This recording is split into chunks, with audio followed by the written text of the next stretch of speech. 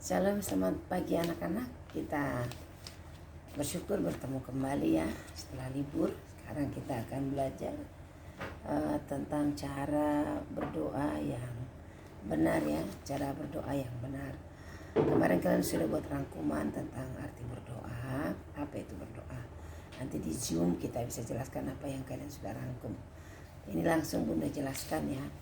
Cara berdoa yang benar. Orang Kristen ini perlu belajar bagaimana sih cara berdoa yang benar ya kepada Tuhan.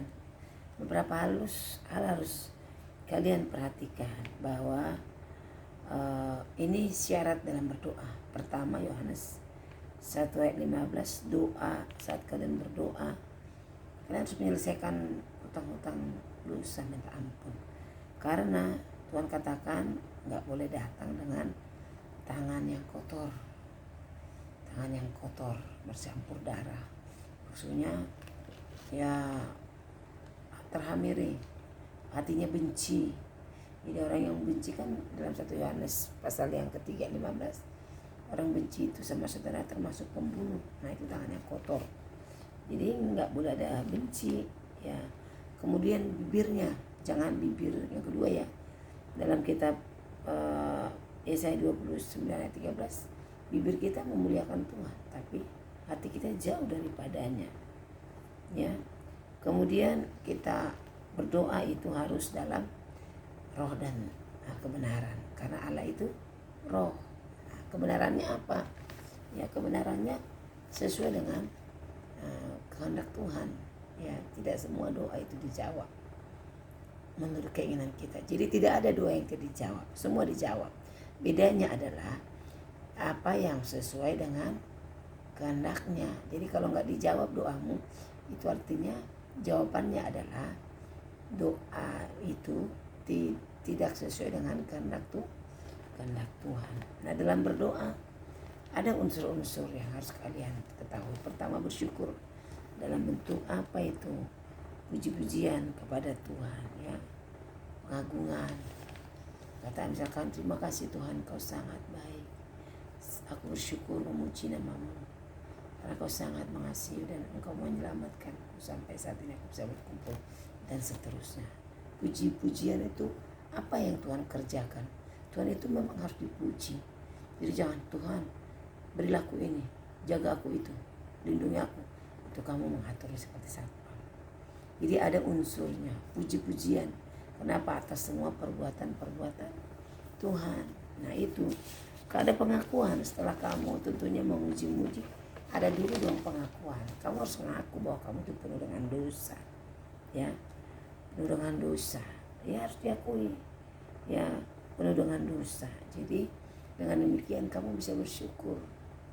Bersyukur atas semua pengampunan, kasih karunia, pertolongan yang Tuhan berikan. Kemudian setelah selesai minta ampun, kamulah masukkan isi permohonan. Apa sih yang menjadi kerinduan kamu? Buatlah permohonan kamu. Permohonan pun harus sesuai dengan kebutuhan, karena keinginan kamu udah pasti tidak dikabulkan. Kalau keinginanmu dikabulkan, tentunya itu salah satu sebuah celaka buat kamu. Jadi doa yang berkenan kepada Tuhan, permohonan yang layak adalah permohonan yang sesuai dengan keperluan kita. Seperti Tuhan Yesus mengajar kita sesuai dengan keperluan kita. Apa yang perlu dicukupkan, bukan apa yang kita ingini. Ya kalau kamu pengen punya pesawat, ya nggak dikasih. Meminta lebih tinggi dari yang seharusnya, tidak dikasih. Tentu sesuai dengan ketaatan, sesuai dengan keperluan kita. Itu doa. Nah bagaimana sih esensi pokok doa itu? Apa sih azas-azas atau apa sih sebenarnya asasi yang diajarkan Tuhan Yesus dalam perumpamaan saat dia mengajar kita berdoa? Nah pertama, berdoa itu harus tekun. Mintalah, Matius 7 ayat 7. Ketuklah maka kamu akan dibuka, carilah maka kamu akan mendapat. Dalam doa pun harus begitu. Ya harus meminta dengan tekun. Jangan hari ini diminta karena nggak dijawab udah berhenti aja doanya, nggak usah minta lagi. Nggak gitu, sampai menurut kamu dijawab. Doa itu dari mana kita tahu? itu layak atau tidak, tentunya tadi sesuai kebutuhan. Nah, bersikaplah seperti seorang anak kecil, ya, anak kecil. Mereka itu datang dengan hati yang bertobat seperti apa? Nggak tahu apa-apa, cuma ngaku salah doang. Nah, anak kecil itu rendah hati, ya, merasa nggak tahu apa-apa. Ya, kalau kamu datang sudah tahu seperti tahu, ya Tuhan nggak suka. Kemudian kita harus berdoa dan jangan kita mau disesatkan, ya, atau menyesatkan. Nah, dalam berdoa pun harus sehati sepikir dalam satu keluarga. Atau hati kamu berkata, Tuhan ampuni saya. Tapi pikiran kamu, ngapain diampuni, ntar aja. Tapi mulut kamu berdoa. Tidak sama dengan hatinya, harus sama. Jangan mulut memuliakan Tuhan, hati jauh itu doanya gak suka Tuhan. Hati kamu jauh dalam kitab firman Tuhan ini, ya. Hatimu jauh daripadanya, ya. Padahal mulutmu mengucapkan Tuhan dahsyat, ya kan? Jadi kita ini harus sabar, bertekun, berseru-seru kepada Tuhan. Nah, kemudian seperti jemaat mula-mula, ya, mereka bertumbuh imannya karena ketekunan. Tekun berdoa, tekun juga membaca firman Tuhan, tekun menghadapi pergumulan, tekun kalau kita mengalami kesulitan dan persoalan-persoalan, tekun mengucap syukur, dan tekun juga berdoa. Bangun pagi biston, ini dalam berdoa harus tekun. Kalau enggak, ya kadang-kadang bahagia bersama Tuhan, kadang-kadang percaya. Ini makanya timbul keraguan-raguan bagi orang Kristen karena enggak tekun. Coba kamu tekun, enggak akan timbul keraguan-raguan. Kemudian dalam berdoa tidak boleh pamer.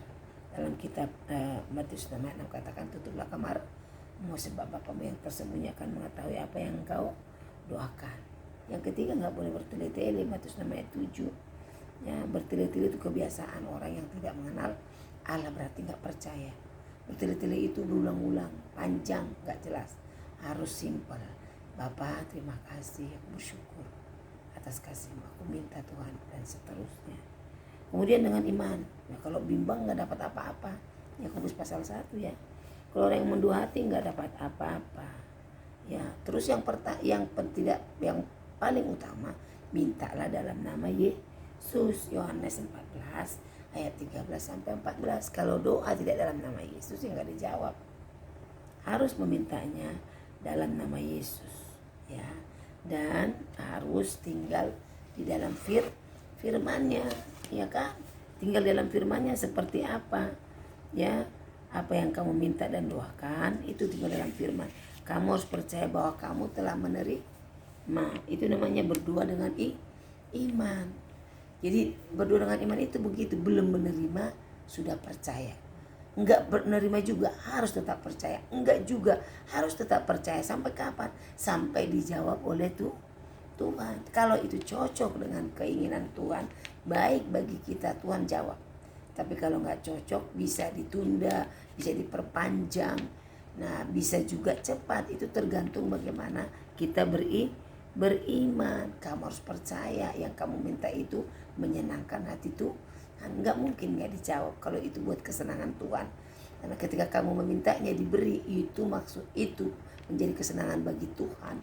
Kalau kamu pergunakan apa yang dijawab, apa yang diberikan oleh Tuhan kepada kamu, ya. Jangan berdoa itu memuaskan hatimu. Kemudian harus rendah hati, jangan menunjuk-nunjuk. Contoh nih, ahli Taurat Farisi dan berkata, syukurlah Tuhan, aku tidak seperti mereka, ya kan? Doa mereka berdoa di gerbang kota, di gerbang kampung, supaya dilihat orang. Terus berdoa, syukur Tuhan aku tidak sama dengan dia. Aku berpuasa, aku melakukan hukum Taurat. Oh no, jangan. Karena Tuhan itu Allah yang maha tahu.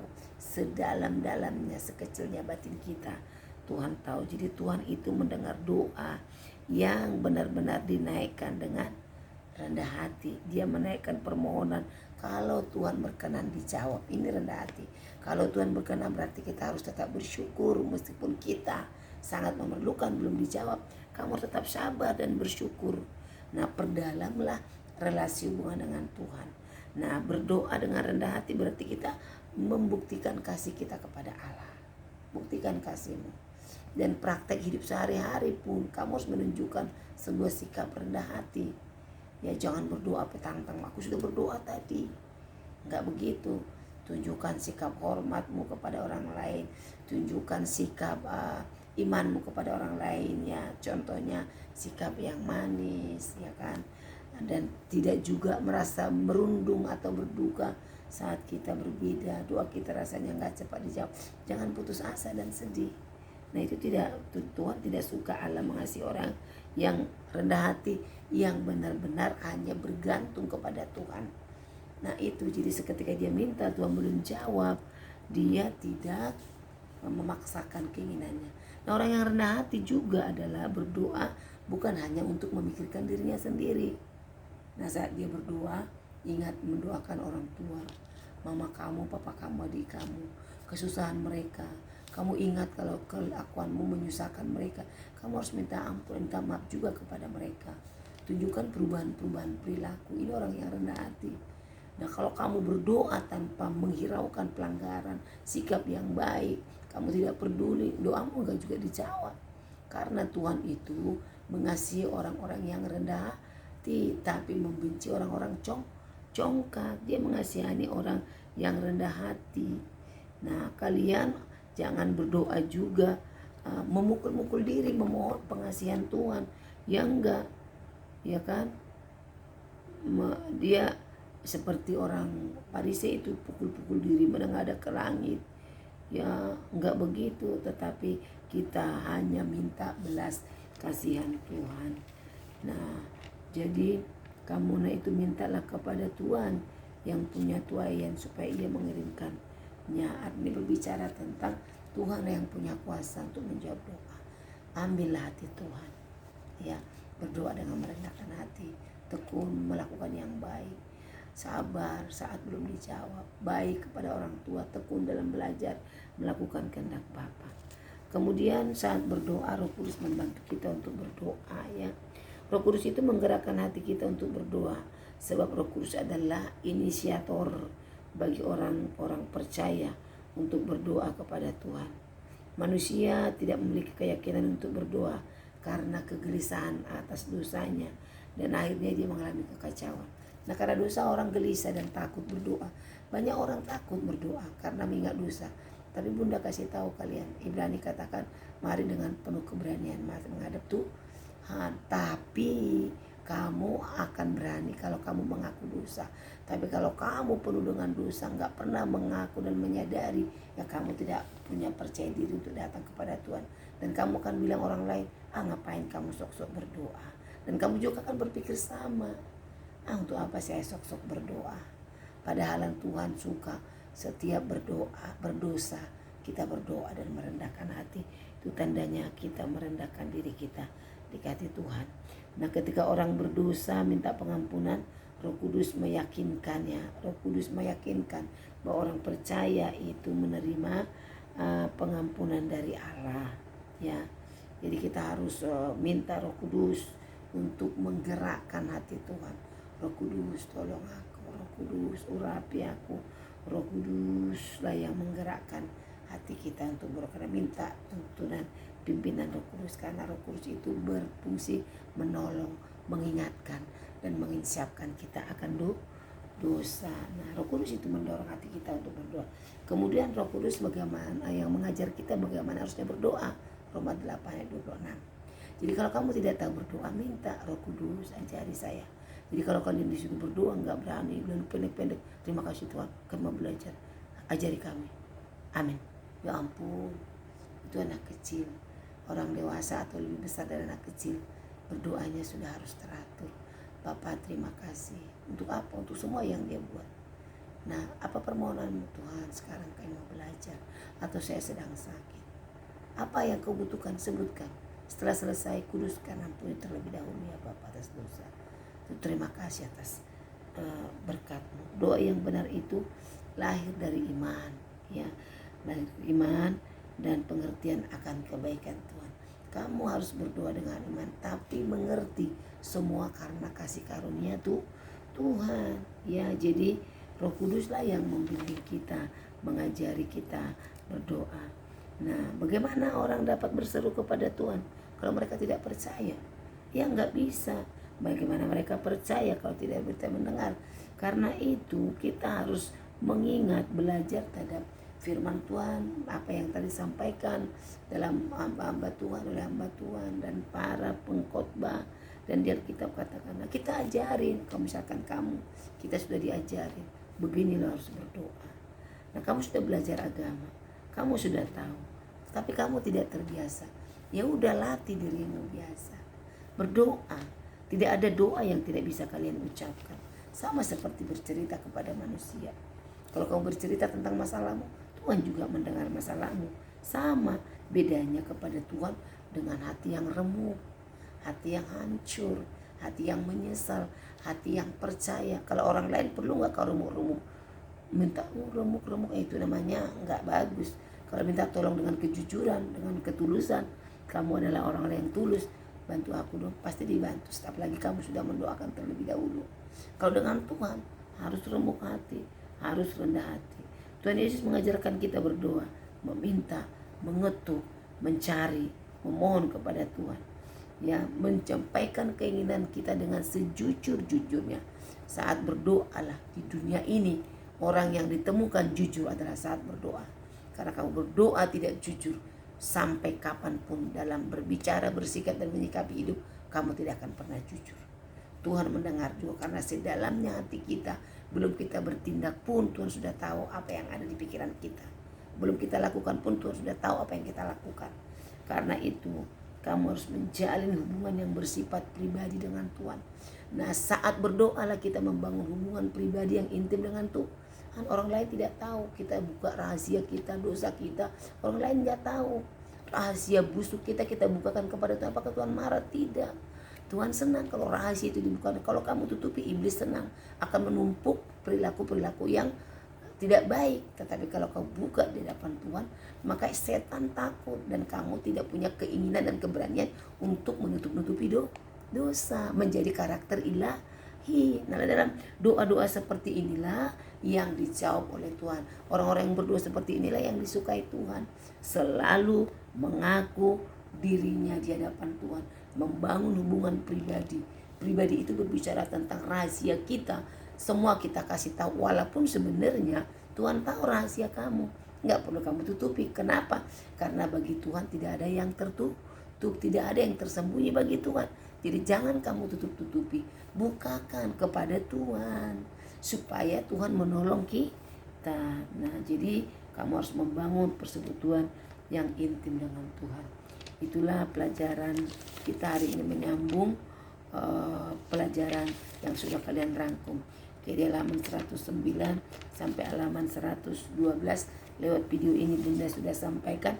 Catatlah rangkuman, kesimpulan dari apa yang sudah Bunda jelaskan.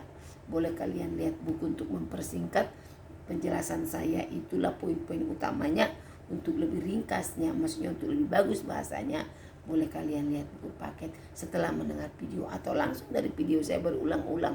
Untuk kalian catat, lalu kirim besok pagi, lusanya, besoknya setelah kalian mendengar video ini, hari Selasa, dikirim ke Bunda sebelum jam 9 pagi. Terima kasih, Tuhan Yesus memberkati. Kalau kalian tidak kirim video, berarti kalian tidak mendengar. Saya percaya kalian bisa melakukannya. Tuhan Yesus memberkati. Amin.